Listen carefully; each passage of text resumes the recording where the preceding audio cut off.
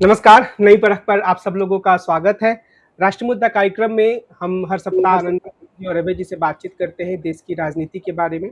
आज भी हम उनसे चर्चा करेंगे पिछले सप्ताह जो भी राजनीतिक घटनाक्रम हुए उसके बारे में। आप दोनों लोग का स्वागत है, नमस्कार।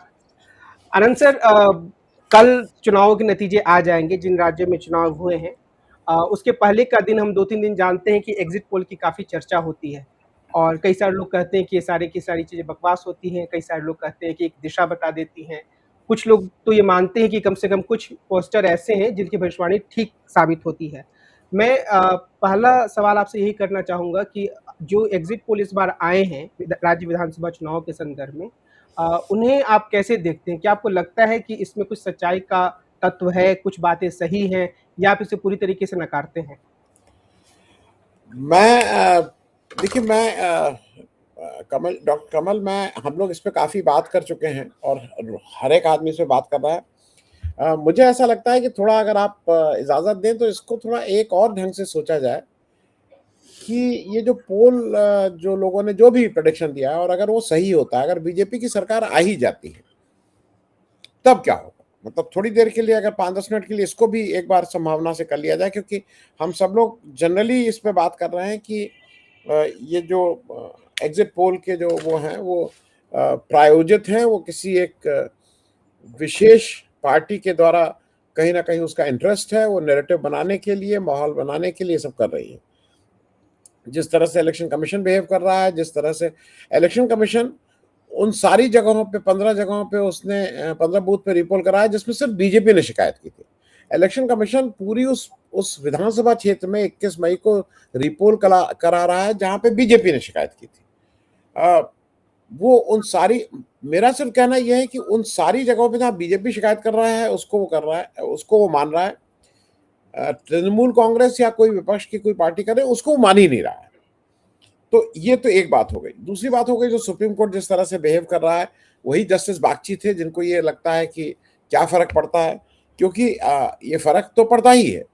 अगर आप स्टेट गवर्नमेंट के अधिकारियों पे आपका विश्वास नहीं है, तो कल के दिन अगर लोकसभा का चुनाव होगा तो किसी को आपके अधिकारियों पर विश्वास नहीं होगा, फिर तो सेंट्रल गवर्नमेंट को भी नहीं आना चाहिए, सेंट्रल गवर्नमेंट सीएमपी को नहीं आना चाहिए, सेंट्रल पुलिस के ऊपर फिर विश्वास स्टेट गवर्नमेंट का नहीं, आपको उनके ऊपर नहीं।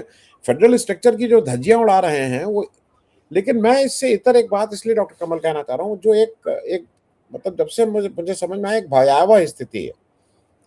थोड़ी देर के लिए मान लिया जाए, और मैं इस पे डॉक्टर अभय से भी एक चाहूंगा कि वो भी इस पे कुछ टिप्पणी करें। थोड़ी देर के लिए मान लीजिए कि बीजेपी की सरकार बन जाती, जैसा कह रहा हूं, ओवरवेलमिंग बनती है 200 से ऊपर सीटों के साथ। मुझे लगता है कि वो क्या स्थिति होगी। ममता बनर्जी घर बैठ जाएंगे, राहुल गांधी घर बैठ जाएंगे, पैसा पूरी तरह से सारा मामला कॉम्प्रोमाइज्ड है। इलेक्शन कमीशन उनके हाथ, ईडी उनके हाथ, सीबीआई उनके हाथ, इनकम टैक्स उनके हाथ, और जुडिशरी को काफी हद तक कंट्रोल कह लीजिए या प्रभावित करने में वो कामयाब रहे। एक इसी तरह की एक मैसेजिंग जाएगी ना। लेकिन मुझे ये लगता है कि कहीं, क्योंकि एक ध्यान रखिएगा कि जो वेस्ट बंगाल है वो एक बंगाली अस्मिता को और एक बंगाली कल्चर को, एक बंगाल के एक मैनिफेस्टेशन अलग तरह का होता है। ये बात मैं सिर्फ इसलिए कह रहा हूं कि याद रखिएगा कि बगल का एक बांग्लादेश है। बांग्लादेश में 1970 में जब पाकिस्तान यूनाइटेड पाकिस्तान था, मतलब बांग्लादेश ईस्ट पाकिस्तान था और वेस्ट पाकिस्तान था, तो वहां एक इलेक्शन हुए। इलेक्शन में बांग्लादेश की जो पार्टी थी वो जीत गई, आवामी लीग शेख मुजीबुर रहमान के, उसमें उनकी नेशनल काउंसिल में वो क्लियर मेजॉरिटी थी, लेकिन सरकार नहीं बनने दी भुट्टो ने और उस समय के जो जल साहब थे। हुआ क्या, दो हिस्सों में पाकिस्तान टूट गया। उसके बाद का देखिए, शेख मुजीबुर रहमान में 1973 में आके वहां इलेक्शन हुआ और बड़ी मेजॉरिटी के साथ आ गए आवामी लीग। उसके बाद क्या हुआ, शेख मुजीबुर रहमान की हत्या हुई, क्योंकि शेख मुजीबुर रहमान भी सबको साथ लेके चलने में नाकाम रहे थे। फिर क्या, फिर 1979 का इलेक्शन हुआ और वहां पे बांग्लादेश नेशनल पार्टी आ गई, बीएनपी, अगर आपको याद हो, खालिद जिया, मतलब उसी की अब जो खालिदा जी, जो अभी जिनकी डेथ हुई और जिनके लड़के अब इस समय वहां के प्राइम मिनिस्टर हैं। ये बात मैं इसलिए कह रहा हूं। और क्या हुआ था, बांग्लादेश में हूबहू यही बात हो रही थी कि जो शेख हसीना थी, उन्होंने पूरे पूरे इलेक्शन कमीशन को कंट्रोल में कर लिया था। उन्होंने ऑपोजिशन का कोई मतलब ही नहीं रखा था। पूरा जुडिशियल सिस्टम उनके कंट्रोल में था। वही ईडी, वही इनकम टैक्स की रेड होती थी। घूस रैंपर्ट था। मतलब ये तो अब समझ में आ ही गया है कि अडानी जी जिस तरह से जाके मतलब ऑस्ट्रेलिया से कोयला लाएंगे, बनाएंगे हिंदुस्तान में पावर और बेचेंगे बांग्लादेश को 20 गुने दाम पे। मतलब कुछ अजीब सा उन्होंने कर दिया था। भ्रष्टाचार चरम सीमा पे था। और फिर क्या हुआ ये कि बीएनपी को ये समझ में आ गया कि इस तरह के चुनाव में आप कुछ कर ही नहीं सकते। कोई बीएनपी वहां की सबसे बड़ी पार्टी उस समय नहीं थी। बीएनपी ने चुनाव का बहिष्कार किया, और एक बार नहीं पहले भी कर चुकी है। और बहिष्कार के बाद क्या हुआ? मुझे ये लगता है कि अगर वहां बीजेपी आती है तो एक देश में माहौल बनने लगेगा कि आप बहिष्कार के सिवा चुनाव में और कोई विपक्ष के पास रास्ता ही नहीं बचेगा। और ये बात मैं संजीदगी के साथ इसलिए कह रहा हूं कि अगर हम और डॉक्टर अभय से हम लोग बहुत देर बात करें, आप भी देश की जो सबसे इंपॉर्टेंट चीज बताइए भाई, महंगाई, कोई कहेगा भ्रष्टाचार, कोई कहेगा बेरोजगारी, कोई कहेगा इस तरह की हर एक की अपनी अपनी समस्याएं हैं। लेकिन बेरोजगारी अंग्रेज के समय भ्रष्टाचार, अंग्रेज के समय महंगाई, अंग्रेज के समय सारी चीजें थी। लेकिन एक चीज जिसने हमें देश को आजाद दिलाया और जिससे हम अपने को आजाद कहना शुरू किए, वो हमारा वोट था। संविधान ने हमें वो ताकत दी कि हम अपना डिसाइड करेंगे कि हमें कौन रूल करे। अच्छा रूल करे, खराब रूल करे, जो भी हो, वो चोर हो, बदमाश हो, लेकिन वो हम डिसाइड करेंगे। अगर आज मुझसे वो ताकत छीनी जा रही है एसआईआर के नाम पे या किसी भी नाम पे, क्योंकि ये सिर्फ बेईमानी हो रही है। ये लार्जर अगर वो ले लीजिए, अगर वो कहते हैं यहां से लोग माइग्रेट कर गए हैं, तो भाई अगर देश में 100 लोग हैं और आप एक स्टेट में कहते हैं यहां से 10 लोग चले गए, तो किस स्टेट में गए? वहां पे तो 10 लोग बढ़ जाने चाहिए ना। वो फिगर किसी का, केवल लोग माइग्रेट कर रहे हैं, माइग्रेट करके चांद पे चले जा रहे हैं कि कहां पे चले जा रहे हैं ये नहीं मालूम। लेकिन हर स्टेट के में ये आ रहा है एसआईआर का स्टैंडर्ड कि यहां से लोग माइग्रेट कर गए इसलिए नंबर कम हो गए। मरने के बाद माइग्रेट को भी वही, और माइग्रेट का ज्यादा बड़ा नंबर बोल रहे हैं। ये बात मैं इसलिए कह रहा हूं कि आज की तारीख में किन्हीं भी कारणों से जो वोट चोरी है या जो आपके मताधिकार को आपसे ले लिया जा रहा है, वो मुद्दा नहीं रह गया है। और अगर बीजेपी वहां आ जाती है तो मेरे ख्याल में एक उसका अच्छा प्रभाव यह होगा कि वो मुद्दा सबसे प्रमुख हो जाएगा कि, और उस मुद्दे में जो एक बांग्लादेश ने रास्ता दिखाया हुआ है, उसमें कोई बहुत कुछ करने को नहीं है। आप मतलब इस देश में विपक्ष की पार्टियों को इस संसद का, इस चुनावी प्रक्रिया का बहिष्कार करना होगा। अब उसके बाद हो सकता है कि बांग्लादेश में 4-6 महीने में हो गया था ठीक, अपने यहाँ 2-4 साल लगे, मैं टाइम की बात हो सकती है, लेकिन इसके अलावा कुछ नहीं। तो मैं सोचता हूँ थोड़ा इस दिशा में भी थोड़ी बात हो जाए। बाकी अगर आप कहेंगे तो मैं उस पर भी बात कर लूंगा कि किस तरह से कहाँ क्या बेईमानी हो रही है, लेकिन इस नजर से भी जरा एक बार उसको एग्जामिन कर लिया जाए। डॉक्टर कमर। अभी सर, क्या हम सच में एक तरीके से मान सकते हैं कि भाजपा के पक्ष में ही नतीजे आने वाले हैं, या इन सब चीज़ों के बावजूद, कल तो नतीजे आ जाएँगे, फिर भी आज के दिन मैं आपसे पूछना चाहूँगा, इन सब चीज़ों के बावजूद भाजपा बहुत कड़े मुकाबले में है। हो सकता है असम में भी, लेकिन पश्चिम बंगाल में ज़रूर, और वो हार भी सकती है। आपकी इस बारे में क्या राय है? देखिए, जो एग्जिट पोल की एजेंसियां हैं, एग्जिट पोल करने वाली एजेंसियां हैं, मैंने आनंद जी के साथ मिलकर उन सब के कामकाज की और उनका जो मोडस ऑपरेंडाई है, कार्यशैली है, उन सब की हम लोगों ने काफी समीक्षा की है। उसको हम लोग दोबारा यहाँ भी दोहरा सकते हैं उसकी बजाय, लेकिन जो आनंद जी कह रहे हैं उस बात पे विचार करना ज्यादा जरूरी है। एग्जिट पोल की एजेंसियों ने जो आंकड़े दिए हैं, उन आंकड़ों को अगर आप देखें तो उसमें कोई भी भारतीय जनता पार्टी की लैंडस्लाइड, यानी भारतीय जनता पार्टी कहीं भी तृणमूल कांग्रेस का सुपड़ा साफ करते हुए नजर नहीं आ रही है। यानी जो लोग भाजपा को जिता भी रहे हैं, उनका मानना है कि भाजपा बहुमत को छू ले रही है और ममता बनर्जी उनसे एक कदम पीछे छूट जा रही है। तो अगर उनके आंकड़ों पर हम विश्वास करें तो हम पाएंगे कि वो कह रहे हैं कि वहां लड़ाई बहुत कड़ी है। यानी 15 साल तक ममता बनर्जी के खिलाफ 15 साल के शासन की एंटी इनकम्बेंसी के बावजूद भी भाजपा को जिताने वाली पार्टियां भी ये नहीं मान रही हैं कि ममता बनर्जी को हराना वहां पर आसान है। पहली बात तो ये हम लोगों को ध्यान में रखनी चाहिए। दूसरी बात ये ध्यान में रखनी चाहिए कि और भी कई एजेंसियां हैं जो ममता बनर्जी को चुनाव जीतने वाला आंकड़ा दे रही हैं। जैसे पीपुल्स पल्स एक एजेंसी है, एक और एजेंसी है, इसकी तरफ आनंद जी ने मेरा ध्यान खींचा था कि उसने भी आंकड़ा दिया है उनको जिताने वाला। फिर कलकत्ता आधारित जो एजेंसियां हैं वो भी तृणमूल कांग्रेस को बहुमत दे रही हैं। तो आज की तारीख में जब कल चुनाव नतीजे आने वाले हैं तो हम लोग ये कह सकते हैं कि बंगाल में लड़ाई बहुत कड़ी है। हम निश्चित रूप से नहीं कह सकते कि कौन जीतेगा कौन हारेगा। अच्छा, अब हम इस बात पर सोचेंगे अगर भाजपा जीत गई तो क्या होगा और तृणमूल कांग्रेस जीत गई तो क्या होगा। अगर भाजपा चुनाव जीत गई तो विपक्ष मुक्त सरकार विपक्ष मुक्त देश बनाने का जो नरेंद्र मोदी और राष्ट्रीय स्वयंसेवक संघ की जो परियोजना है वो परियोजना काफी आगे बढ़ जाएगी। आप देखिए, उत्तर प्रदेश की एक बहुत ही शक्तिशाली पार्टी है समाजवादी पार्टी, वो लगातार 2017 से विपक्ष में है। हो सकता है अगले साल जब उत्तर प्रदेश विधानसभा का चुनाव हो तो वो अच्छा प्रदर्शन करे, कुछ कर दिखाए, लेकिन आज की तारीख में उसकी कोई गारंटी नहीं ली जा सकती। बिहार की बहुत बड़ी शक्तिशाली पार्टी है राष्ट्रीय जनता दल, वो लगातार उसका ग्राफ नीचे जा रहा है, वो कहीं से आगे नहीं बढ़ रही है। कांग्रेस राष्ट्रीय पार्टी है, उसने अपने लोकसभा चुनाव में अपनी सीटें दूनी कर ली थी, लेकिन उसके बाद से उसका ग्राफ उठा नहीं है, उसका ग्राफ भी नीचे जा रहा है। विपक्ष मुक्त देश बनाने में जो क्षेत्रीय पार्टियां थी वो बाधक थी भारतीय जनता पार्टी की। अगर ममता बनर्जी का विकेट गिरता है तो एक बहुत बड़ी बाधक, ममता बनर्जी बहुत शक्तिशाली नेता है, उनकी पार्टी बहुत शक्तिशाली है। अगर आप जो इलेक्टोरल बॉन्ड का रिकॉर्ड देखें तो आप पाएंगे कि विपक्षी पार्टियों में तृणमूल कांग्रेस को खूब जम के पैसा मिला है। ममता बनर्जी के पास खूब पैसे भी हैं, सही गलत जो भी हो, उनके 15 साल से सत्ता में है और उन्होंने सीपीएम को हराया, कांग्रेस और सीपीएम को बिल्कुल उनकी पार्टी ने ढक्कन कर दिया। वहां पर ममता बनर्जी ने बहुत बड़े बड़े तीर मारे हैं राजनीति में, कोई आसान बात, उनकी क्षमता और उनकी जुझारू क्षमता और उनके संसाधन और उनके संगठन, इन सबको किसी भी कीमत पर कम करके नहीं आंका जा सकता। भाजपा को दांतों तले पसीने आ रहे हैं, पूरे बंगाल पर कब्जा कर रखा है उन्होंने, 3 लाख से ज्यादा पैरामिलिट्री फोर्स लगा रखी है।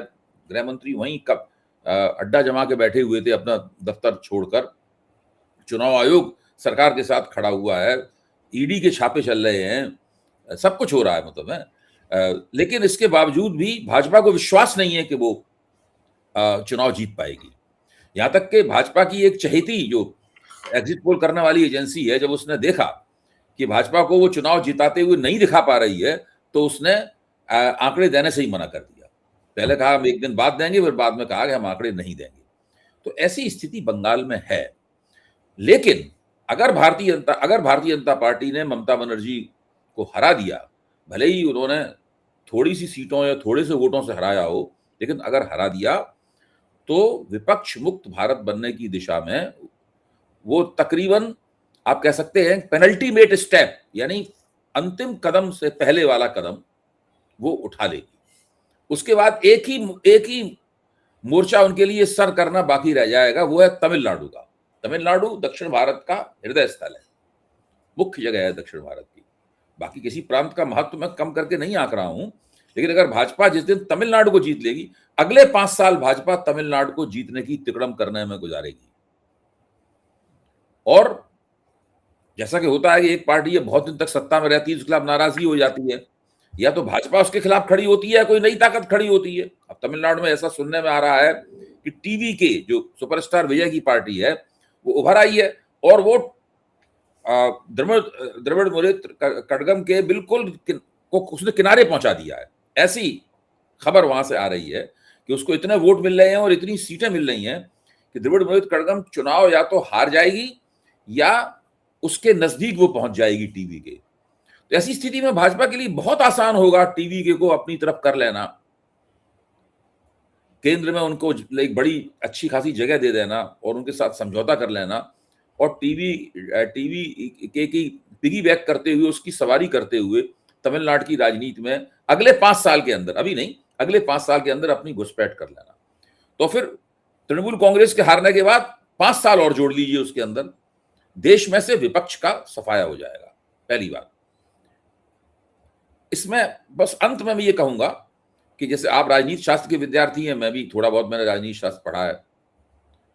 लोकतंत्र का मतलब क्या है? लोकतंत्र का मतलब ये है कि आज का जो विपक्ष है वो कल की सत्ताधारी पार्टी है, और आज की जो सत्ताधारी पार्टी है वो कल की विपक्षी पार्टी है। अगर लोकतंत्र में ये नहीं हो रहा है, किसी प्रक्रिया के जरिए, किसी तिकड़म के जरिए, किसी आंकड़े के जरिए, किसी योजना के जरिए, एक एक झटके में या धीरे धीरे इस बदलाव को रोक, इस राजनीतिक परिवर्तन को रोक दिया गया है, या उसको राजनीतिक परिवर्तन को कुछ उसमें गड़बड़ पैदा कर, नुक्स पैदा कर दिया गया है, तो आप समझ लीजिए कि लोकतंत्र नष्ट हो गया है। वो बहुसंख्यकवाद में बदल गया है, वो मेजोरिटेरियनिज्म में बदल गया है, वो एक पार्टी शासन में बदलता जा रहा है। विपक्ष मुक्त लोकतंत्र का यही एक पार्टी शासन या मेजोरिटेरियनिज्म, बस यही तो है उसका मतलब। यही भारत में ठीक से स्थापित हो जाएगा अगर ममता बनर्जी चुनाव हारती हैं। अगर भारतीय जनता पार्टी चुनाव हारती है तब भी आप बहुत ज्यादा तसल्ली की सांस मत लीजिए, क्योंकि ऐसा नहीं है कि ममता बनर्जी जिस तरह का शासन चलाती नहीं है 15 साल से, वैसा शासन वो अगले 5 साल और चलाएंगी और उसके अगले 5 साल बाद फिर चुनाव जीत जाएंगी। मेरा मानना यह है कि अभी उनका चुनाव जीतना मुश्किल हो रहा है, फिर 20 साल के शासन के बाद उनका चुनाव जीतना तकरीबन नामुमकिन हो जाएगा। तब हो सकता है कि भाजपा को ये सब प्रपंच भी न करना पड़े और बिना प्रपंच किए हुए हरा दे ममता बनर्जी को, क्योंकि तब तक ऐसी स्थिति बन जाएगी। ममता बनर्जी का एक मुख्यमंत्री के तौर पर उनके शासन प्रशासन का मैं कोई प्रशंसक नहीं हूं। ठीक है, बंगाल की जैसी राजनीति है, उसमें एक पार्टी जो सत्ता में आ जाती है वो बहुत बहुत दिन सत्ता में रहती है। सीपीएम भी बहुत दिन सत्ता में रही, ममता बनर्जी से भी ज्यादा सत्ता में रही। उनके पास भी इसी तरह एक शक्तिशाली कैडर बेस्ड पार्टी थी जो ममता बनर्जी के पास है।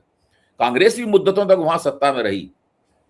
मैं ये मानता हूं कि अब भारतीय जनता पार्टी की बारी है, वो इस बार चुनाव जीते या न जीते। हार गई तो अगली बार जरूर जीतेगी, और तब शायद उसे ये सब भी न करना पड़े जो वो आज कर रही है। लेकिन इस बार एक पूरी संभावना यह है कि भारतीय जनता पार्टी वहां चुनाव न जीत पाए। अनंत सर, दो तरह की बातें कही जाती हैं। एक तो जो विपक्ष से हमदर्दी रखने वाले लोग हैं वो कहते हैं कि विपक्षी दल तो आपस में ही एक नहीं हो पाते हैं। और पश्चिम बंगाल में राहुल गांधी जाकर जिस तरीके से ममता बनर्जी की आलोचना करते थे, या ममता बनर्जी ने जिस तरीके से वाम दलों और कांग्रेस को एक साथ जोड़ने की कोशिश नहीं की, बल्कि उनके बारे में अपमानजनक बातें ही कही, तो उससे एक बात ये कही जाती है। दूसरी, भारतीय जनता पार्टी के समर्थक ये कहते हैं कि मान लो कि चुनाव आयोग पे, सब पे भारतीय जनता पार्टी का कब्जा है, फिर भी उनके नेता नरेंद्र मोदी मेहनत तो कर रहे हैं। चुनाव प्रचार खत्म हो जाता है, उसके बाद भी आकर फुटबॉल मैच खेलने का वीडियो बनवा लेते हैं। तो क्या आपको ये लगता है कि विपक्षी दलों के भीतर उस तरीके से एक संजीदगी, आपस में जुड़े रहने की प्रवृत्ति का अभाव है, और ये भी भारतीय जनता पार्टी की बढ़त का कारण?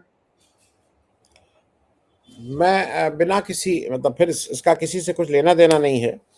एक बार जंगल में सबकी वो मीटिंग हुई, कहा कि भाई ये जंगल का राजा शेर हरदम क्यों होगा, टर्न वाइज हुआ करे कोई ना कोई। तो बंदर को बना दिया गया, तो जंगल में बड़ी समस्या आई। तो बंदर कभी इस डाल से उस डाल पे कूदता था, उस डाल से इस डाल पे कूदता था। तो जब लोग आए उससे कहा कि भाई इसका कुछ मतलब आप कुछ करिए। तो उसने कहा कर तो रहा हूं, मैं क्या कर रहा हूं? तो उसने इस डाल से उस डाल पे कूदता हूँ, उस डाल से इस डाल पे कूदता हूँ, बड़ी मेहनत कर रहा हूँ। तो उसने कहा भाई जो मुझे आता है वही मैं कर रहा हूँ। तो मेरा सिर्फ कहना यह है कि मेहनत भाई बंदर भी कर रहा था, लेकिन जंगल को नहीं चला पा रहा था। मेरा सिर्फ कहना है, मैं थोड़ा अभी उसी बात पे इसलिए अटका हुआ हूं जो अभय भाई ने बात कही। मेरे पास पिछले 2021 के जो सारे लोग थे पोलस्टर्स, 8 लोग थे। ABP News Chanakya, Ipsos, Today's Chanakya, ETG Ramesh, P Marq, News X, वो India Today, Axis My India, Jan Ki बात। और इन सब लोगों ने एक बहुत इंटरेस्टिंग है, मैं उसको मुझे ट्रांसफर करना नहीं आता है, नहीं तो मैं ट्रांसफर करके आपको भेज देता। इंटरेस्टिंग बात यह है कि जो सबसे ज्यादा तृणमूल कांग्रेस को जिसने कहा था वो टुडेज चाणक्य था। उसके अनुसार 169 से 191 सीट मिलेंगी, ये सबसे ज्यादा वाला था। और सबसे कम जन की बात ने कहा था कि तृणमूल कांग्रेस को 104 से 121 मिलेंगे। मतलब इस 8 में किसी ने भी उनको 217 की बात नहीं कही थी, आई 216। तो ये बिल्कुल साफ है कि ये मामला प्रायोजित था। और एक और चीज जान लीजिए, बीजेपी थी उसको जो सबसे कम कहा था वो टुडे चाणक्य ने कहा था 97 to 119, 97 से 119 ये मिनिमम था। और जो सबसे ज्यादा था वो जन की बात ने कहा था 162 से 185, 162 से बाकी सबने इसी के मतलब 97 119 से ऊपर ही बोला था। आए कितनी 77। जो अभय जी बात कह रहे थे, कल भी कहे कि भाई इनसे नहीं पूछा गया। अगर आप एक इस तरह का वो कर रहे हैं, एग्जिट पोल कर रहे हैं, दो चीजें देखिए, ये लोग पहले मेथोडोलॉजी में एक और चीज ये कहते थे और वो बताना जरूरी होता है कि हम कितनी बड़ी सैंपल साइज कैसे किए, फोन से किए, खुद गए में।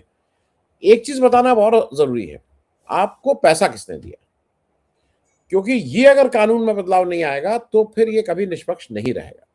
हु फंडेड यू, पहले बहुत साफ था कि मैगजीन्स या टीवी चैनल इनको फंड करते थे, क्योंकि जब ये एक्सक्लूसिव उसको दिखाते थे तो उनका एड रेवेन्यू बढ़ता था, उससे वो उसको कवर कर लेते थे। आज की तारीख में तो कोई टीवी वाला दिखा भी नहीं रहा है इनको, तो ये पैसा दे कौन रहा है? जो अभय जी ने कल एक बात उठाई थी कि हु इज फंडिंग देम, जो मूल बातें इन्होंने उठाई थी कि हु इज फंडिंग देम। लेकिन मैं अब भाई एक और चीज जो आज हम सबको जो खतरा लग रहा है फेडरल स्ट्रक्चर की बात, एक बहुत इंटरेस्टिंग चीज और है। उत्तर प्रदेश मतलब मैं लोकसभा, क्योंकि सारी चीजें सेंट्रल गवर्नमेंट को कंट्रोल में करने की बात है। उत्तर प्रदेश 80 सीट, महाराष्ट्र से 48 सीट, वेस्ट बंगाल से 42, बिहार से 40, तमिलनाडु से 39, ये 5 राज्यों को मिलके देश में 249 सीट होती हैं, 249। और इन 5 राज्य में ना बीजेपी और ना कांग्रेस सबसे बड़ी पार्टी, नन ऑफ देम। चाहे बिहार ले लीजिए, चाहे महाराष्ट्र ले लीजिए, चाहे यूपी ले लीजिए, चाहे बंगाल ले लीजिए, चाहे, और ना कांग्रेस है। तो मुझे जो एक हम लोगों को एक और ये खतरा लगता है, बीजेपी को ये सूट करता है कि ये रीजनल पार्टी छोटी छोटी रहे, क्योंकि उसको छोटी छोटी पार्टीज को हैंडल करना आसान है, उसको एक बड़ी पार्टी को हैंडल करना मुश्किल है। तो ये हरदम बीजेपी को सूट करेगा कि किसी भी हालत में आप एक बड़ी राष्ट्र, वो कोई पार्टी हो, मैं उस नाम को मैं कोई नहीं ले रहा हूं आज, चूंकि कांग्रेस है इसलिए लोगों को लगता है कांग्रेस की बात हो। बीजेपी विल ऑलवेज, ये बीजेपी को सूट कर रहा है कि छोटी छोटी पार्टी से यहाँ पे इनको मैनेज कर लो, वहां पे जेडीयू को मैनेज कर लो, वहां पे ममता बनर्जी को मैनेज करने की कोशिश कर लो। और ये भी फैक्ट है कि ये सारे लोग, जितने लोगों के नाम हम ले रहे हैं, उसमें आरजेडी को छोड़ के सब कभी ना कभी एनडीए का पार्ट रहे हैं। इसलिए कोई इसमें भी आश्चर्य नहीं होना चाहिए कि कल के दिन कोई एनडीए के साथ हो जाए। अगर राघव चड्ढा आम आदमी पार्टी छोड़ के बीजेपी में जा सकते हैं तो कुछ भी हो सकता है। मतलब वो राघव चड्ढा जिनको कहते हैं ना उंगली पकड़ के चलना सिखाया, वो अगर छोड़ दिया और उनको बड़ा सफोकेशन हो रहा था, तो ऐसा सफोकेशन दूसरे को भी हो सकता है। भाई हवा तो कहीं भी चल सकती है। क्योंकि ये एक और चीज जान ली, 249 यहाँ और बाकी 31 स्टेट और केंद्र शासित प्रदेश मिला के 294 है। वहां पे लड़ लो जितना लड़ना है बीजेपी और कांग्रेस को, लेकिन ये 5 स्टेट, वहां पे जो अभय भाई कह रहे हैं कि यहाँ पे बेसिकली वर्चस्व बनाने की बीजेपी की बात है। बिहार में भी बना नहीं है, लेकिन उसको लगता है कि उसका चीफ मिनिस्टर वहां करके वो अगले वाले इलेक्शन में वो उसको कंट्रोल कर लेगी। सम्राट चौधरी कितने इफेक्टिव होंगे ये आने वाला वक्त बताएगा। उसी तरह से उनको लगता है कि एक बार हम किसी स्टेट, जैसे उत्तर प्रदेश में वो सब कुछ करने के बाद उनका कैलकुलेशन गड़बड़ा इसलिए गया कि वो उस तरह की बेईमानी नहीं कर पाए। और उस बेईमानी को नहीं करने का बड़ा कारण मैं फिर से कहता हूं, और मैं याद दिला दूं दर्शकों को कि जब 2024 का लोकसभा इलेक्शन हो रहा था तो जयराम रमेश ने प्रेस कॉन्फ्रेंस करके कहा था कि अमित शाह ने उत्तर प्रदेश के ही नहीं, उन्होंने करीब 200 डीएम से डायरेक्ट फोन करके बात की है, जिसमें उत्तर प्रदेश के सारे डीएम हैं।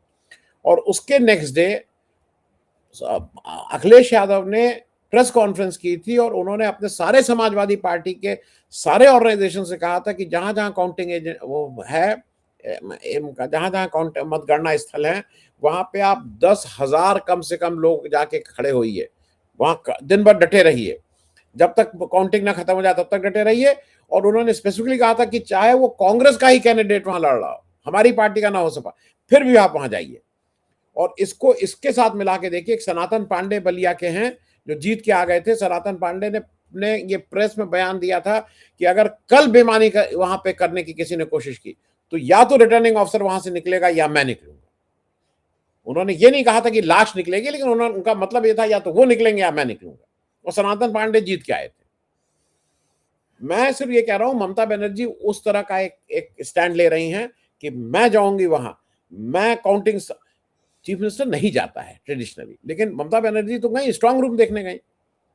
तो इस समय ममता बनर्जी को भी फ्रंट फुट पे लड़ना पड़ रहा है, इसमें कहीं कोई दो राय नहीं है। वो इंच बाय इंच जो जिसको कहते हैं नहीं, जो पहले एक समय हम लोग उसके लिए कहते थे चीन के लिए कि सलामी वो करता है, धीरे धीरे काटता है, ये बीजेपी धीरे धीरे कुछ चीजों को नॉर्मल बना दे रही है। किसी ने ये दुख की बात है कि किसी विपक्षी पार्टी ने वो 27 लाख लोग जो वोटर हैं जिनको आपने बाहर कर दिया है, उनका किसी ने संज्ञान ही नहीं लिया है, सुप्रीम कोर्ट तक ने नहीं लिया है। तो वो नैरेटिव कहीं और पहुंचाने में बीजेपी सिद्धहस्त है।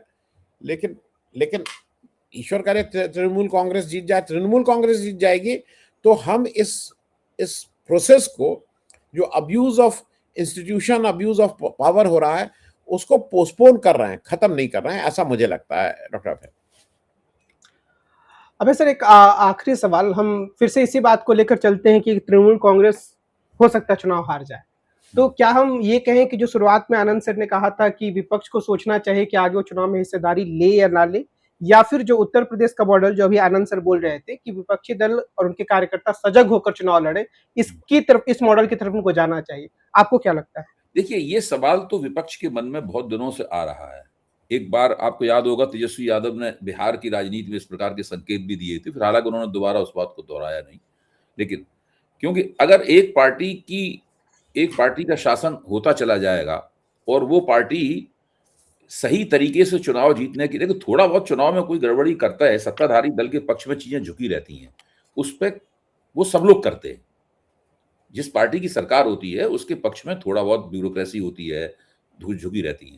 लेकिन भारतीय जनता पार्टी ने जिस हद तक विपक्षी सरकारों को अपदस्थ करने का प्रयास किया है वो असाधारण है, मतलब अभूतपूर्व है, वैसा कभी भी नहीं हुआ। सारा विपक्षी देख रहा है कि ये हम सरकार में आते हैं तो हम सरकार चलाने नहीं देते, और खुद जब ये सरकार में आ जाते हैं तो हमें इतना इनके पक्ष में हो जाती है सब चीज कि हमारे लिए इन्हें हराना नामुमकिन हो जाता है। तो ये परिस्थिति जो है वो फौरन तो नहीं, लेकिन इसी तरह चलती रही, बेरोक-टोक चलती रही और आगे बढ़ती रही इस तरह की परिस्थिति, तो विपक्ष इस बात के बारे में बैठ के सोचेगा कि भाई हम लोगों को चुनाव लड़ना है और इस तरह से राजनीति करने का हमको फायदा क्या है। भाजपा के पास इसका भी काट होगा, भाजपा ने ये भी सब सोच लिया होगा कि ये हो सकता है, क्योंकि उन्हें तो मेजोरिटेरियनिज्म, वन पार्टी रूल स्थापित करना है। तो ऐसी बात नहीं, हम ही लोग सोच रहे हैं, ये भाजपा भी सोच रही है कि ये नौबत आ सकती है, बांग्लादेश जैसी नौबत आ सकती है।